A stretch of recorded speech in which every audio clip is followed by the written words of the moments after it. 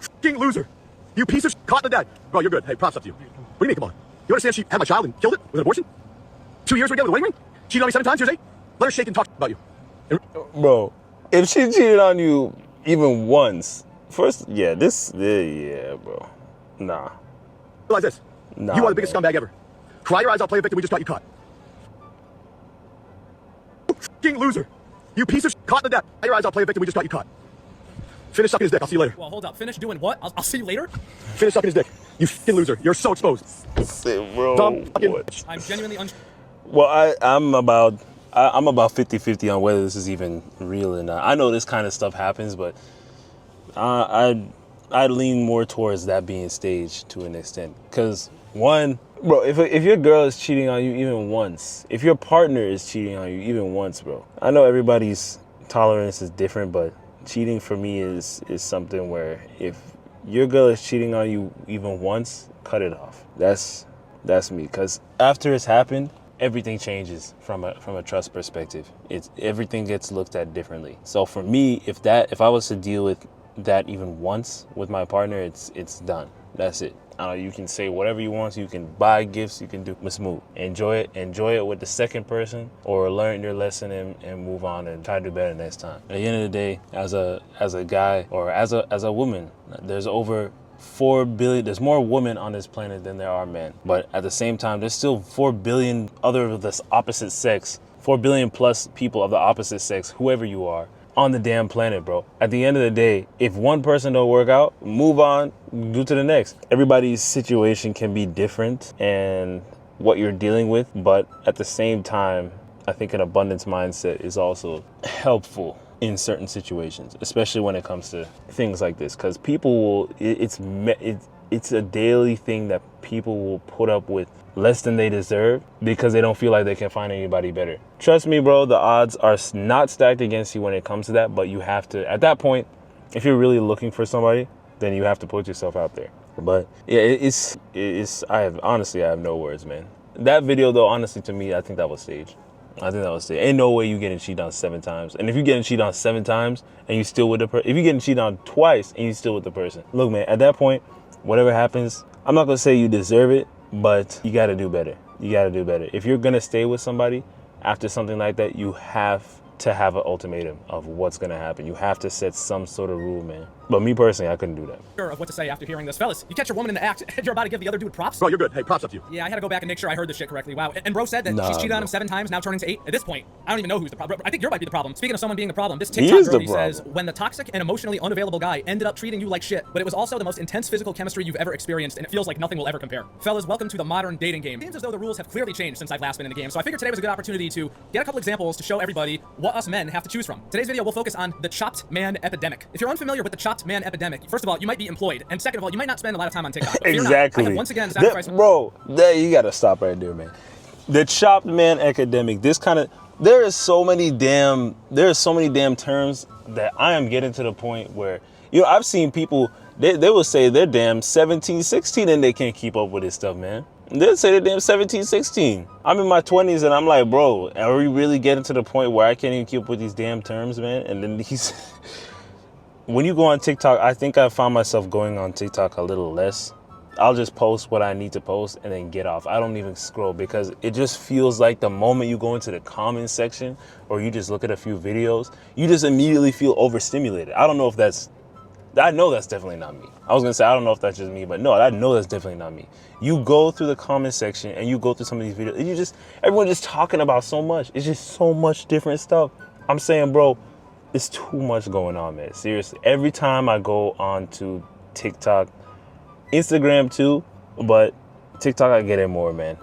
Instagram still, when I need to get something done, I'll go on there and get off. If I am actively going onto Instagram knowing that I'm gonna get distracted, I am constantly self-aware enough to know that, if I spend 5 minutes answering some, looking at some memes that, we might send each other, or interacting with somebody's post, just checking in, that kind of stuff, cool. But at the same time, I'm constantly, checking myself. How long have I been on here? What's going on? Is there something else that I need to do? Because, bro, there's a lot going on in these damn apps, man. You cannot keep up with it. And if you try to, I'm telling you, just like he said, you probably ain't working that much, or you probably ain't working hard on whatever it is you're trying to do, self-development, making more money, whatever it is, if you keeping up with all this stuff, man. Because it's wild, man. I don't know. I can't keep up with it at this point. Sacrifice my own brain cells to bring you entertainment here on the Dying Food YouTube channel. The phrase chopped man epidemic is a social media trend and part of a recent online discourse that refers to a perceived shortage of attractive or desirable men, particularly in the context of dating. Here's a breakdown of the meaning. In online slang, chopped is a derogatory term used to describe someone or something as unattractive, ugly, or undesirable. This usage gained traction on platforms like TikTok, where only the most intelligent people congregate. Epidemic. While not a literal epidemic in the medical sense, the use of epidemic suggests a widespread and pervasive issue, implying that according to this trend, there's a significant lack of attractive men. The chopped man epidemic. Therefore, the combined phrase signifies a perceived societal problem where many men are considered chopped or unattractive, leading to a shortage of baddies or attractive people. I want everyone to just take a second to realize that there are 30-year-old women that should probably be married and having children by now and growing up and not spending so much time on fucking TikTok out there using terms that are meant for teenagers. The chopped man epidemic trend seems to have originated from a viral TikTok video where a user claimed that society is experiencing a shortage of attractive men. This sparked considerable debate and controversy online, with some individuals expressing agreement and others criticizing the premise. Well, fellas, let's get ready for a whole lot of mid to woman-splain to us exactly what the chopped man epidemic is all about. So as we're all very much aware, we are living through a chopped man epidemic, and there's a big shortage of baddies. It's gone so bad to the point that, like, if I see an attractive man, it genuinely... Bro, I will see some of these videos and I say, is this actually how people are talking, or is this half of it is just a joke? Is this like 90% you're joking and 10% serious, or are you actually serious? This is again why I don't be on these apps outside of posting what I need to and then being off of it. If you need to interact with who you need to interact with, cool. But outside of certain stuff, man, I cannot spend time on these apps. The only reason why these things are sitting on my phone, and I've constantly reminded myself, the only reason is because I haven't outsourced my entrepreneurship ventures as far as the business and the brand and just interacting with certain people and people who interact with whatever it is that I post. I haven't outsourced that to the point where I no longer need these apps on my phone.